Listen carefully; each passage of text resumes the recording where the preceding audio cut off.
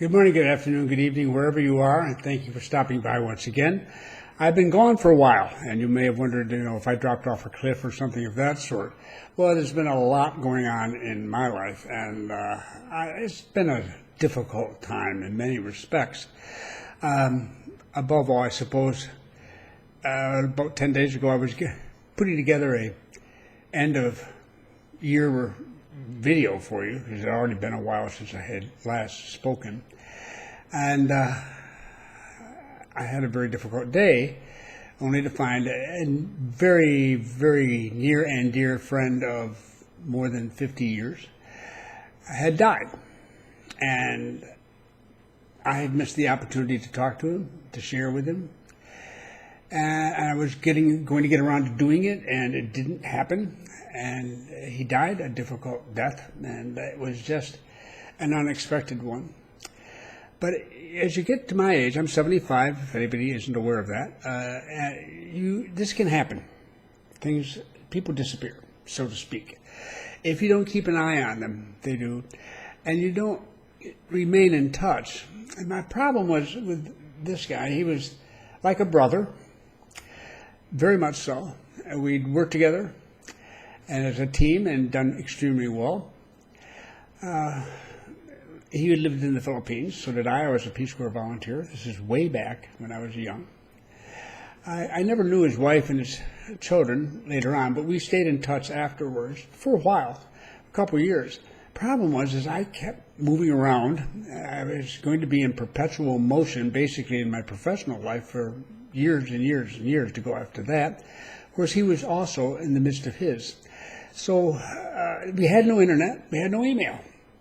So we lost touch with each other. And I tried a couple of times to get through, and back when finally the internet came around, no luck. I mean, I just couldn't, But I thought I could probably do this if I really try. It's going to take quite a bit of time, because I'd have to go back to places where I know he'd worked and ask if they knew where he'd gone and all this sort of business. And I put it off until this very recently. And I was really feeling very down about everything that was going on. Not in Panama. Panama's fine, but I mean, generally speaking, in the world as a whole. And I thought, no, I would love an opportunity just to hear his voice after all this time.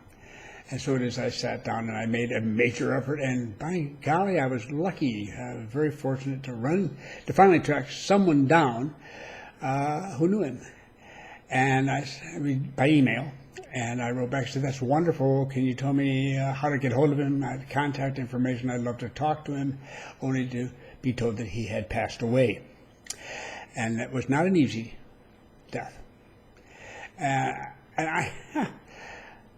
I was crushed. No, I'll tell you the truth. Men do bond. And here I wasn't even able to call his widow or his oldest son to talk to anybody. I had no information on them either. This gentleman had no idea. He had lost touch with them. All he knew was that my friend had died. So, that just sort of ruined it for me. I found I couldn't sit down and really do a decent YouTube video, because I can answer emails, I can put something cheerful up on Facebook and all that. It's not a big deal. But the effort that goes into a YouTube video, it doesn't seem like much. It's very informal, but if you haven't done them, you don't realize that there's always work involved in this, and there's time consumed by it. I just didn't have the right attitude, and it's been that way for a while. That's this gap. I just decided I'm not going to get back on YouTube until at least I can look at them and smile. I can do that again. I sort of think it came together, I like to think, last night when I was about to make another attempt and decided to wait until today. And the sun was setting. It was about 6:30. And when the sun sets in January here in Panama City, and I looked out from the guest bedroom. I was in there, I don't remember what. I was looking for something in the closet or whatever. And I looked out the window, and there was the sunset. And it was perfect, I thought. So I took a photo of it, and you saw it, because you clicked on it when you opened this video to see the video. And it's one of those photos that these days, even though my phone may be an old clunker of a smartphone or what have you, and the photos aren't always ideal, it's very typical to take one of them and even with the best photos and mess with it, make it look better. And one thing people love to do is saturate the color and things of this sort. That photo was totally untouched. It is exactly what I was looking at. I was so struck by it. It really, really caught my eye, as you might imagine, if you remember seeing it. If you don't, afterwards, go back and take a look. And to me, it was a sunset, but it was beautiful. So, okay, let's roll right along and let's get back on track again. Let me get back on track again. Thank you for your patience. Now, where are we in terms of COVID here in Panama and everything associated with it? Now, we're back in lockdown, for the last couple of weeks. We'd had a sharp increase when we had opened up in cases, and during Christmas and New Year's, there was a considerable concern, for good reason, that we were going to have a major increase on top of the one we already had. And that was not going to be good. And we didn't have our vaccine in yet. So we very much wanted to prevent that. And I have to say, I'm impressed after 10 months or whatever, how well people have accepted that. And we got through both Christmas and New Year's. And yeah, sure, there were some people who didn't follow the rules, and it's inevitable. You're always going to have some of it. But from what statistics I've been able to read so far, and of course, every day things change, but I'll just, for the moment, it looks like we haven't been doing too badly. And so possibly when this particular period is over, which is on the 14th of January, at the very least they'll be able to reduce the restrictions. It's primarily on travel within the country and when we can be outside and so forth.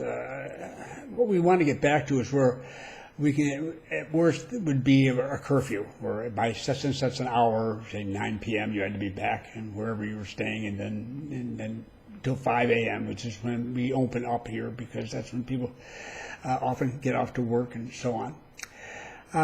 If we could get back to that and otherwise be allowed to travel around, it's fine. It looks like we have a chance of it. We'll see.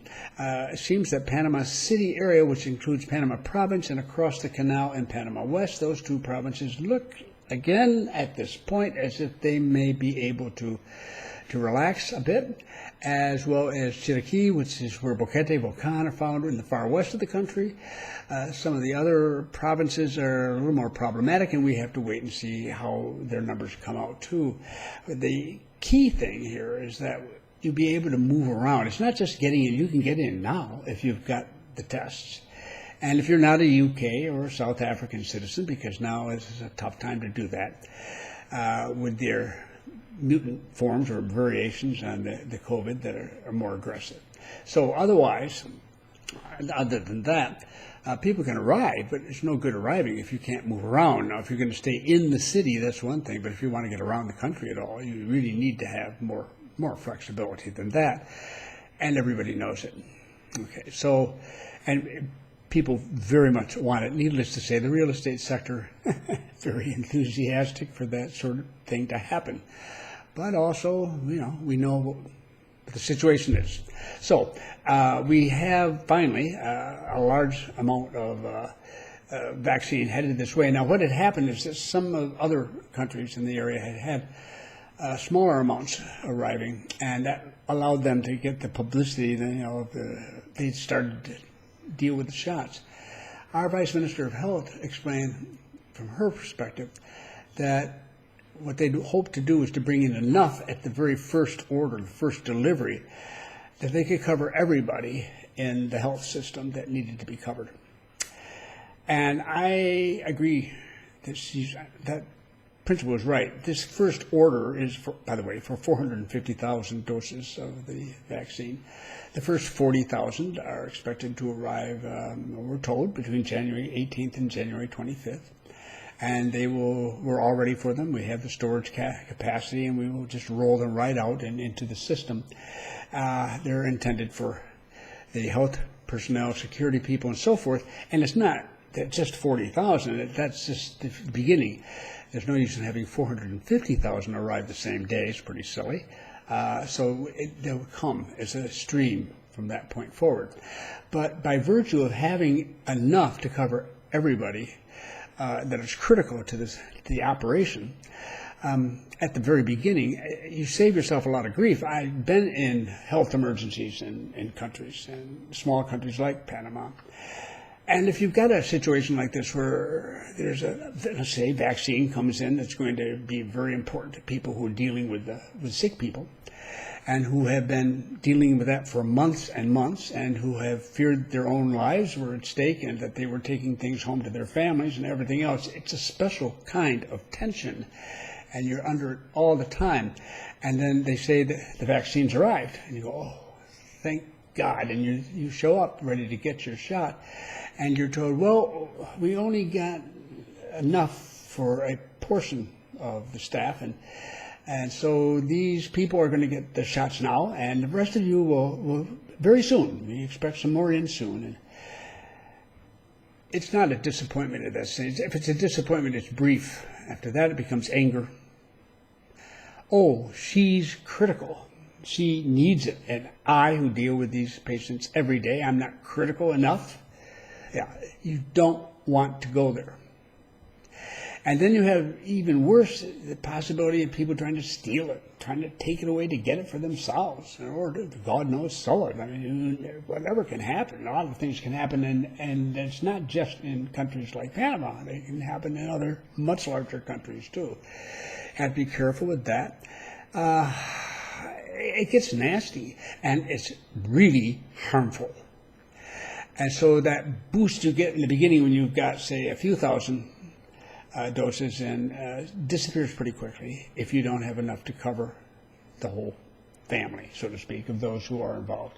And that's what's going to be happening. Now, after that, we have more and more and more. We have something over 5 million doses that we expect to be using by the time it's all over.